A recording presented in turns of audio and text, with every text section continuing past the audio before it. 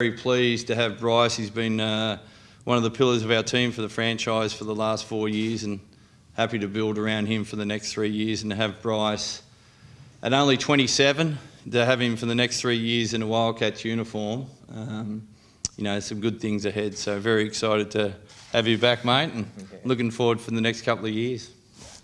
Well, Bryce, how did this come about? It's quite a back foot.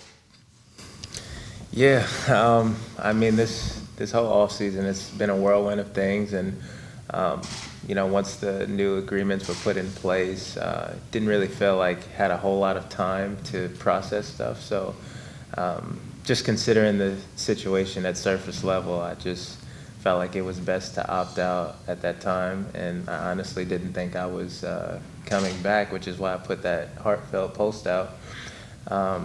But then, as you weigh your options and, you think more so long term, with me having a new family and things of that sort, you kind of want stability. And, once we had discussed a contract extension in a long-term sense, that was what was best for me overall, once I stopped thinking about just the immediate year that's at hand. How close did you come to signing a deal elsewhere?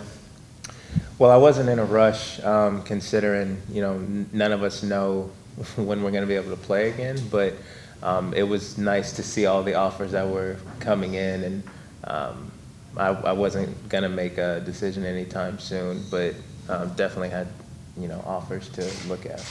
When you talk about your family, mentioning your family, how much does the whole virus situation come into it, and comparing, say, the United States or Europe, and then looking at how much potentially safer it looks in terms of having a family here? Well, it basically speaks for itself, when you see the state that, the United States is in, for sure, which explains, why I'm still here. It plays a big part, but from a basketball standpoint, I just looked at it as most leagues will probably return all at the same time. So I didn't use Australia and how well they're doing, especially WA with the coronavirus, as a factor in whether I decided to stay or not. Bryce, some would suggest that it was smart to opt out so you could sort of shop yourself around and get bang for your buck, so to speak. What did the Wildcats actually do to come up to meet your demands? Well, like I said, it had nothing to do with, trying to be smart or make a business decision. Like, it's something that I genuinely thought I was doing, and I genuinely thought I wasn't coming back. But like I said, thinking about it in a short-term aspect of, the effects of just this year, that's, what really weighed on me. But then once, the Wildcats started talking about a long-term deal, you start to see the bigger picture, and overall, not only is it, beneficial for me with the 3 years, but it's great for my family, especially with us having, a newborn. Trevor, a few weeks ago, you didn't want to talk about the MVP. Yeah. Is it back on the agenda now? I think I said back then, wait to the first game. So it's a really good step in that direction. And, Bryce, obviously, we're happy that Bryce has made that decision to stay with us for, he can be a Wildcat for coming on now 7 years, and maybe 10 years, and maybe 13, 14, 15 years. And that was really the part that we sold to Bryce, was the longevity of looking at Damian Martin, Sean Redditch, Ricky Grace, that's been here for over 10 years. So we're happy he chose that path. As long as Bryce is here, you're always going to be a contender? Yeah, well, he's the MVP of the league multiple times, and multiple MVP in the finals, and he's a great teammate, quality player, and he makes his teammates better. And when you have a guy like that on your team, it's a little bit easier to coach out there.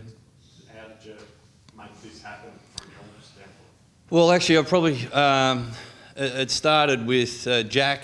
Jack sent Bryce an email and just to thank him, and really left that communication open. And once that communication was open, I kind of jumped in there and seen where it was at and if I could help out. And the board, Jack and the board, have been fantastic through all this. And I was more so looking at the big picture, or where we want to be in 3 years. And Bryce is a big part of that, and that's what I talked to Bryce about. And you know, to raise his family here in Perth and have that a great organisation to have you back for the next 3 years and not just a one-hit wonder in Europe that we couldn't compete with. So happy he's seen the light of the day.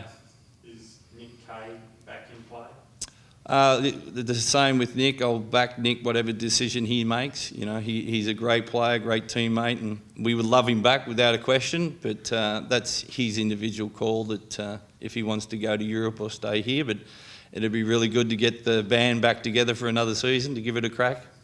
No, and you'll be happy with the roster looking much healthier now, but how hard will it be with what's left salary cap wise to finish it off? Yeah, well, that's what you've got to navigate every year. It's the same. Normally, we get the Australians first and pick the imports up second, and that's a little bit different now. But Bryce is a foundation cornerstone player that we want to build the team around and has done for the last 4 years. So we'll continue to build that team, and hopefully we'll get a competitive team for the finals. Bryce, was citizenship and playing for the Boomers, was that a factor at all?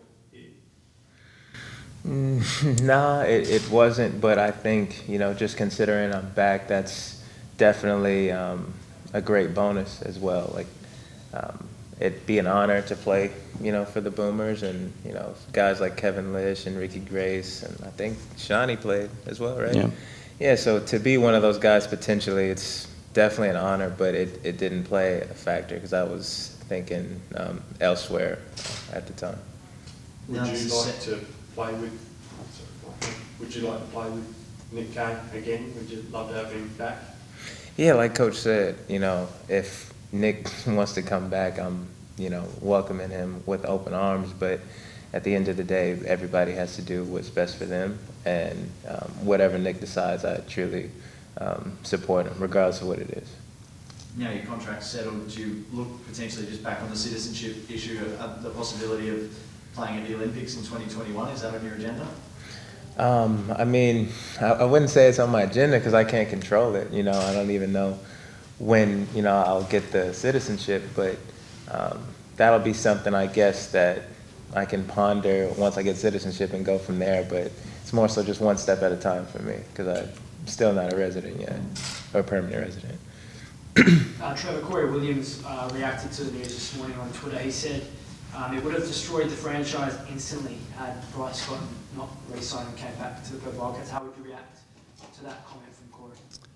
Well, you know, Corey, I coached for 3 years and won an MVP with Corey, and I also know that he's got a job to do to be controversial, but the team's bigger than any one player. The club's bigger than any player, any coach, and 34 years in the finals, you know, history tells you that. So, you know, we're happy the Bryce is back, and we'll move forward now and try and win another championship. Trevor, we're obviously a fair way from knowing where things will be at the start of the NBL season in terms of mass gatherings and crowds and those sorts of things. Do you have a view on, you know, if we get there and there are restrictions in place, would it be better to start without, you know, the maximum crowds that NBL clubs can usually get? Would it be better to sit back? What do you think? Yeah, well, this is still moving pretty fast, isn't it? And I guess the AFL and the rugby are really setting the tone at the moment when they're starting without crowds. So we're a long way off. We're very fortunate that's happened at the end of our season last year and in the off-season. It's not in the mid-season like other sporting codes. So we're hopeful that, you know, things get back to normal as soon as possible, but we know there's contingencies in place that maybe we start later in the year that crowds can attend. And personally, I'd love to go back to the Perth Arena with 14,000 screaming Red Army fans out there supporting us, because there's nothing better to play in that environment. And we missed that in the finals last year, and can't wait to get out there in front of them.